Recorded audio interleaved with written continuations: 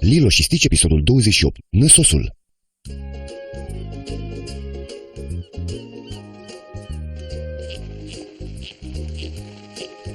Văd că aveți experiență în închirierea de echipamente. Așa e, domnule Jameson. Plăci, tuburi, plute, găsiți tot ce vreți la noi la chioșc. La un chioșc. La pavilionul nostru închiriem mini-iahturi, bărcuțe cu vâsle și hidrobiciclete, toate oferite sub marca ospitalității. Sunt perfect de acord cu ospitalitatea. Dar gătiți omletă? Personalul contribuie benevol la masa de duminică. Nu-i problemă. Să vedeți omleta pe care o fac la mine acasă. Mi-ar plăcea în weekendul ăsta? Ce? Nu! De fapt, vă aștept. Minunat! Vin cu Fimiu. Ador omleta bună. Substanță neidentificată aici? Nicio grijă, e pasă de fructe. Trebuie să mă acoperi. Citisem în rețeaua intergalactică despre reducerea stresului prin râs. Hei! Da, încă una, monstrule! Cine a aruncat? Eu grădinăream? Ei m-au tras în jocul lor diabolic cu baloane. Uite cum arată aici. Domnul Jameson va crede că sunt o mare leneșă. Ce domn ai zis tu? Adică e cumva tatălui Keoni? Keoni este fiul potențialului meu șef și or să vină amândoi mâine la masă. Keoni vine încoace? Trebuie neapărat să faci curat, Nani. Ei, Stitch și cu mine mergem la film. Trebuie să ne grăbim ca să nu întârziem. Curățenia e grea. Știai ce lipicease pasta de fructe?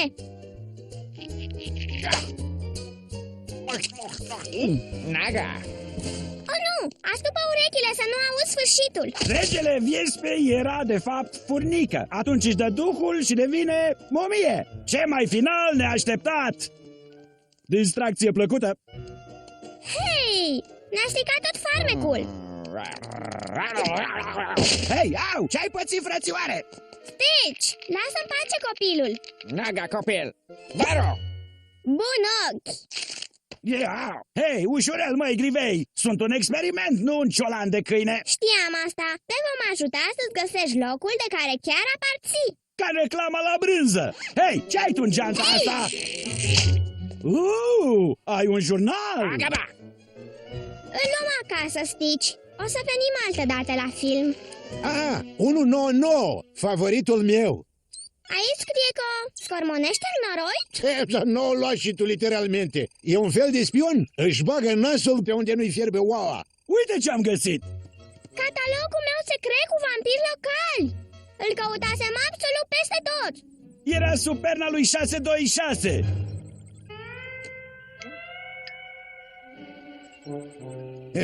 Vedeți? E foarte băgăreț din fire. Băgăreță? Atunci de ce l-ai făcut?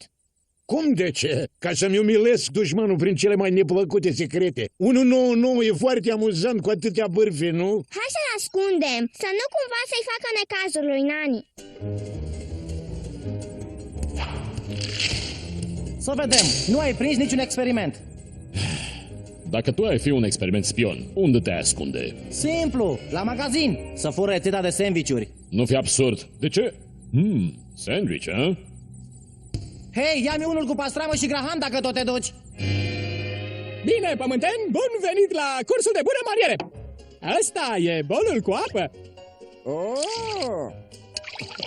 Madame spune că brațele ar trebui... Transmisia TV era mai proastă în ziua aceea, dar eu am auzit... da! Coatele trebuie să stea în bolul de apă cât timp mestecați. Asta pe bune că nu știam. Era vremea să o înveți, domnișoară. Domnule Stitch, roagă-te rog pe domnișoara Lilo să-ți dea pâinea. Măcica, bagasica!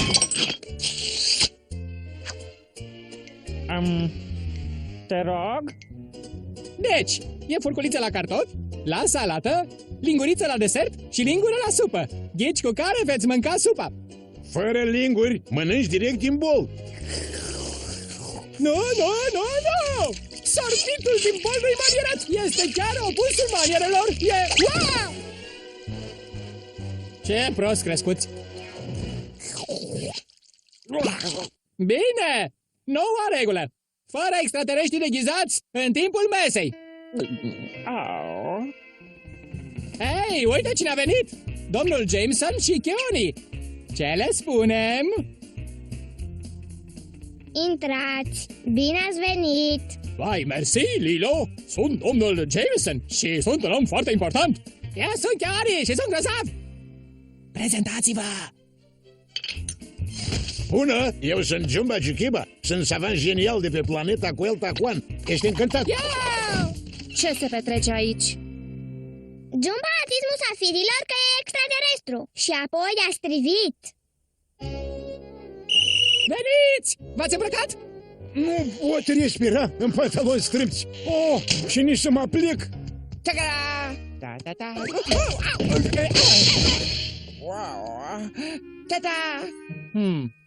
De fapt îmi plăcea mai mult deghizarea în câine. Plicli, mai sunt două pentru... Plicli, oamenii ăia vin aici într-o oră! Tu ar fi trebuit să gătești! Nu-ți încărca creierul, Nani. Bușteanul tradițional este deja în cuptor. Bușteanul? Dar e vară! Păi, m-am uitat ieri la emisiunea mamei Elena și cred că ea știe bine ce gătește. Era reluare! Bușteanul e pentru iarnă și nu-i mâncare, e... Oricine ar fi, spune că nu... Aloha! Ne-am grăbit să vă mai ajutăm! Este în spiritul ospitalității noastre, aloha! Clar! Intrați, vă rog! Știu și eu, este cam nepoliticos să ajungi înainte... Domnule Jameson, asta e mătușa mea Plicli, unchiul meu Jumba, sora mea Lilo și câinele. Se deghizează uneori. Sunt încântat să vă fac cunoștința, domnule Idiotson. E Jameson, draga? Nu reține numele. Uneori îl uită și pe al meu. Salut!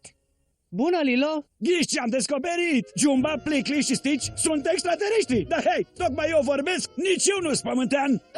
Am auzit bine? Hei, tu ești Keoni! Lilo ține în jurnal o groază de poze de ale tale! Frate, i s-a pus pata rău pe tine? Oh, nu!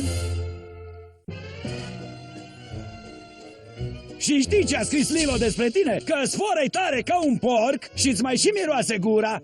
Hei, dăm drumul! Mai am ceva de aflat! Comenta! Să vă pun un pic de unt în cafea? Nu, mersi. Și pe cine spuneai că a scos afară câinele vostru cel deghizat? Oh, el? Tipul e ciudatul lui Jared. Ne vizitează pe timp de vară mereu. Este un mitoman înrăit, mai ales la îndrăgosteli. Lilo, ajută-mă la bucătărie. Ți-am mai spus fără experimente în casă. Nici o grijă, Stitch l-a încuiat. Jumba, ce t-a apucat? Gătit rapid cu tehnologie termonucleară. Uite, tu ține-l departe de domnul Jameson, bine? Chiar vreau să mă angajez. Succes! L-am programat pe 199 să fie expert în evadări.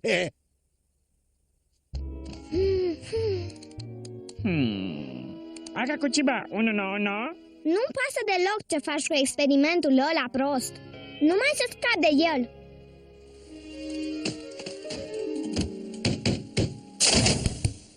Ce naiba vrei? Surpriza! Puștiu chiar nu e rău deloc. Salut, fraiere! Hei, tu ești Gantu, prostul ăla pe care îl desenează Lilo mereu! Da, adică nu, adică cine ești? Experiment 199, foarte încântat! 199, te-am căutat de când ai fost activat. Cine-i tipul? Experimentul năsos? E experimentul spion. Mi l-au trimis fetița aia și orribilitatea. Adică Lilo și Stitch? Mamă, ce-am mai aflat despre ei! Serios? Spune-mi tot ce știi despre dosarul cu experimente. Cui pasă de experimente? Stai să vezi ce scrisori de dragoste am găsit la Jumba în sertar!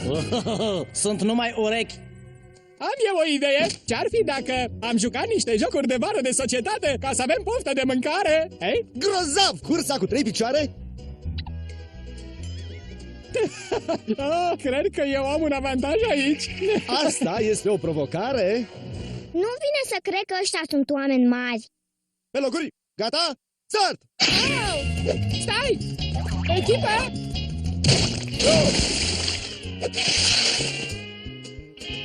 Iupi! Câștigăm! Câștigăm! Nu e drept! Ai în echipă experiment de savan și în el, pe când eu am doar un pământean. Bună! Ei, unchiule Jumba, nu-i nevoie să vorbești cifrat, doar experiment de savant înseamnă câine și pământean înseamnă viitorul șef al lui Nani. Și ia spune-mi, despre ce poate vorbea unchiul tău Jared? Eu nu l-aș asculta pe unchiul ăsta. Este un foarte mare mitoman. Când ai boala asta, inventezi lucruri false. Hai, spune, ce mai păstrează Jumba în navă? Nu îl spune la nimeni, dar are un dulap secret plin cu batoane de ciocolată.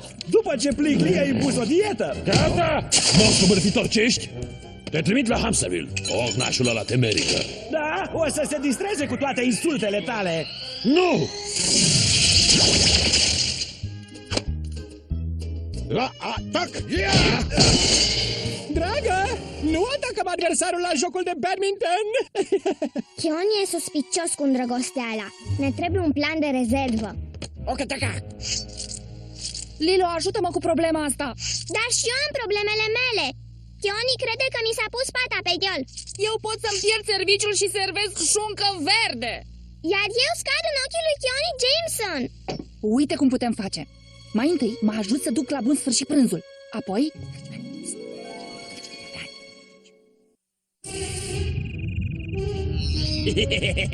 Spune-mi, experimentule vorbitor, hidos și cu nas gigantic, ce spun Gantuș și 625 despre mine? Nu multe, pierd vremea și îți inventează porecle. Șobolan. Ce? Hamster prost. Cum? Tântăvil. Cum? Mai vrei să ți le repet? Nu! Resping cadoul lui Gantu, bine? Te trimit imediat înapoi cu niște porecle răutăcioase din partea mea!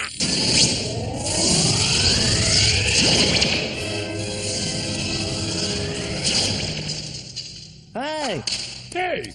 bârfa s-a întors. Ce, iarăși? Am un jurnal de șobolan. E beton.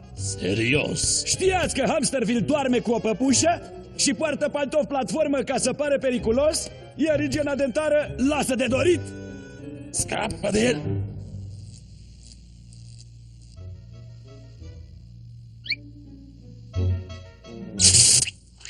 Ciunca e delicioasă. Are o aromă neobișnuită. E rețeta unchiului Jumba. Uite cine a venit. E Lilo și băiatul de care îi place foarte mult. Haidem la ei, Kenny! Salut! El e Kenny. A apucat Nani să vă spună cât de mult îmi place de el? Deci, de el îți place? Da, ciudatul meu unchi a zis Keoni, dar vrea să zică Kenny. Hei, unchiul tău ăla ciudat unde s-a dus? Păi e la Saskatchewan. Acolo stau unchii ciudați.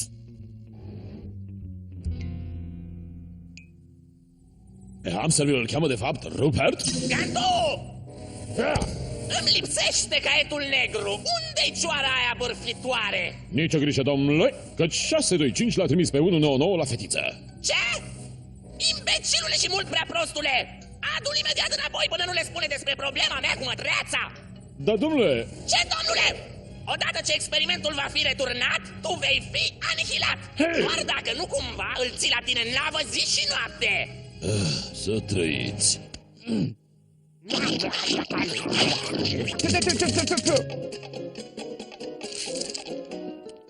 Destul, Kenny. Aveam o părere preconcepută despre familia ta. Serios? Da, dar acum am înțeles totul. Unchiul tău, Jared, e din Saskatchewan. Prin extraterestri voia să zică de fapt străini. Acum înțeleg. Mătușa și unchii tăi au aerul ăla distins de canadieni. Da, Suntem toți din distinsa țară Canadia. Nani, ai într-adevăr o familie colorată. Acum văd de unde ți se trage ospitalitatea. Hei, pe mine nu mă chemați la masă? Ce fel de ospitalitate o mai fi și asta? Hei, unchiul Jared s-a întors! Oh, nu! Ce bine că stați jos, că am venit cu niște povești pentru voi! Ce cauți tu aici? Ha? Păi, cum să zic, 626 m-a dat lui Gantu, care m-a trimis la Hamsterville, care m-a trimis la Gantu, care m-a trimis la 626, care m-a dus la voi prin la mic. Și am să rămân aici! Îl scoți de aici imediat! Te rog, Jared, rămâi la desert. Accept cu plăcere! Nu poate mânca desert, e alergic. Dă-te jos, fraiere! Ce are Kenny cu unchiul Jared? Mai multe. Oh, vai, ești câinele. Dar Nu e câine, e extraterestru! Știi tu, venit din spațiu! Pepene? A fost creat de săvatul genial Jumba ăsta, la fel ca și mine! Haideți înăuntru la cafea. îmi spuneți și mie, vă rog, ce se întâmplă? Îți spun eu ce se întâmplă! Nani spunea iubitului ei David la telefon că domnul Jameson nu e altceva decât un snob cu pantofi urâți! Ca să vezi. Și, o da, mătușa Plicli nu e femeie!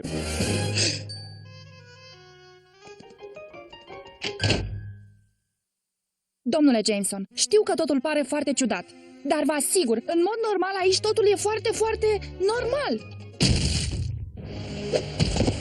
Gata, nu mișcă nimeni. Îl iau pe 199, iar dacă vă împotriviți, o să vă distrug pe toți. Dar abia am sosit! E vărul samoan, Nu-i nevoie să-mi explici, Nani. N-am primit postul. Ce fel de om le-ar oferi căminul unor ciudați? Îți spun eu, cineva care este pătruns de spiritul măreț al ospitalității. Serios? Serios, sunt mândru să te am în echipă, Nani. Oh, mulțumesc! Nu veți regreta, promit! Eu n-am nici cea mai mică îndoială. Oh, sper că știi să joci volei. Facem parte din mica ligă. Și, deci Plicli nu-i femeie, nu? Nu. Bine că mi-a plăcut de ea o singură săptămână. Serios? Da, știi cum sunt copiii. Ne îndrăgostim și ne trece instantaneu. La tine e la fel. Pun pariu că deja ți-a trecut. Eu? Oh, da! Mi-a trecut înainte de desert. Cred că așa sunt copiii. Gantu poartă ce? Papucei cu urechi! L-am văzut eu încălțat cu ei! Hai, fugi! Vorbiți mai încet acolo. Vrei să știi despre obsesia lui Gantu legată de karaoke? Spune! Dublaj realizat în studiourile Ager Film. Autoblat, Teona Galgoțiu, Cosmin Seleși, Mihai Bisericanu, Boris Petrov, Izabela Neamțu, Ioan Andrei Ionescu, Gheorghe Ifei, Bogdan Cotleț, George Călin, Răzvan Popa, Eugen Cristea. Traducerea Ana Maria Stan. Regia Radu Apostol și Ana Mărgineanu. Versiune în limba română produsă de Disney Character Voices International.